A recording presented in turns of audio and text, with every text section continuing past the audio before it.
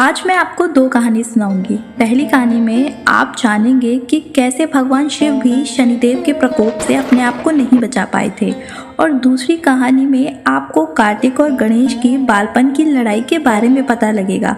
तो चलिए बिना किसी देरी के मैं वीडियो को स्टार्ट करते हैं। नारायण नारायण कहकर नारद मुनि भगवान शिव के पास पहुंचे और बोले, शनिदेव आपके पास आ रहे हैं आप पर नजर रखने के लिए।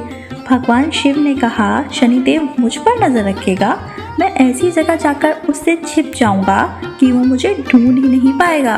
पूरे 7.5 साल तक भगवान शिव गंगा की गहराई में जाकर बैठ गए। 7.5 वर्ष बीत गए और भगवान शिव बाहर आ गए।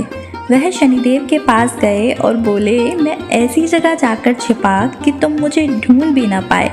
शनिदेव मुस्कुराए और हाथ जोड़कर बोले, हे प्रभु, इतनी ठंड के मौसम में आप 7.5 साल सांस रोककर पानी के नीचे बैठे रहे।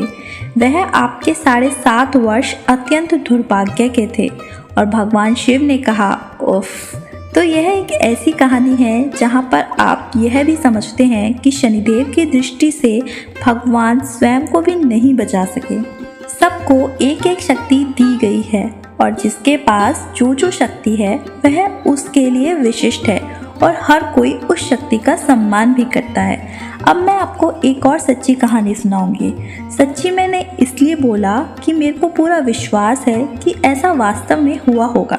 यह कोई मनगढ़ंत कहानी नहीं है। चलो अब मैं आपको उस सच्ची घटना के बारे में बताती हूँ। तो एक बार कार्तिक और गणेश बाल रूप में लड़ रहे थे। उनकी लड़ाई जारी थी और लड़ाई इस बात पे थी कि उनमें से कौन शक्तिशाली है। कार्तिक ने कहा, मैं अधिक शक्तिशाली हूँ, और गणेश ने कहा कि कोई सपना में मुझसे मुकाबला नहीं कर सकता।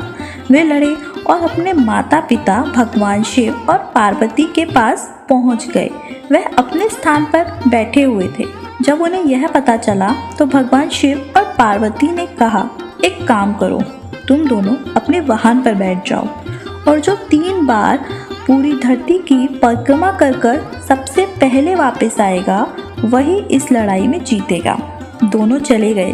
कार्तिक अपने मोर पर बैठा और तुरंत चला गया। रह गए गणेश जी, जिनका वाहन है चूहा। कार्तिक के सफर में एक कमाल की बात हुई। कार्तिक जहाँ भी जाते पृथ्वी पर भ्रमण करते हुए वहाँ पर उन्हें चूहे के पैर के निशान पहले से ही दिखते।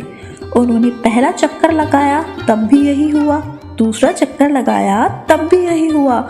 हद तो तब हो गई जब तीसरा चक्कर लगाया और फिर से यही घटना देखने को मिली।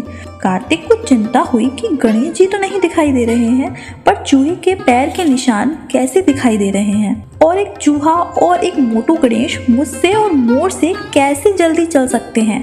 तब 3 परिक्रमा करके कार्तिक शिव पार्वती के पास पहुंचे, जहाँ पर गणेश जी अपने चूहे के साथ वहाँ बैठे हुए थे। कार्तिक ने पूछा, यह कैसे हुआ? तब गणेश जी, जो बुद्धि के देवता हैं, उन्होंने बताया कि भगवान शिव और पार्वती के ही 3 परिक्रमा की, जिसकी वजह से उनकी 3 परिक्रमा कार्तिक से पहले खत्म हो गई। इसलिए हम सब भगवान की परिक्रमा करते हैं। उम्मीद करती हूँ आपको ये दोनों घटनाक्रम पसंद आए होंगे। और भी घटनाक्रम जानने के लिए मेरे चैनल को सब्सक्राइब करें। इसी के साथ मिलेंगे एक और नई कहानी के साथ।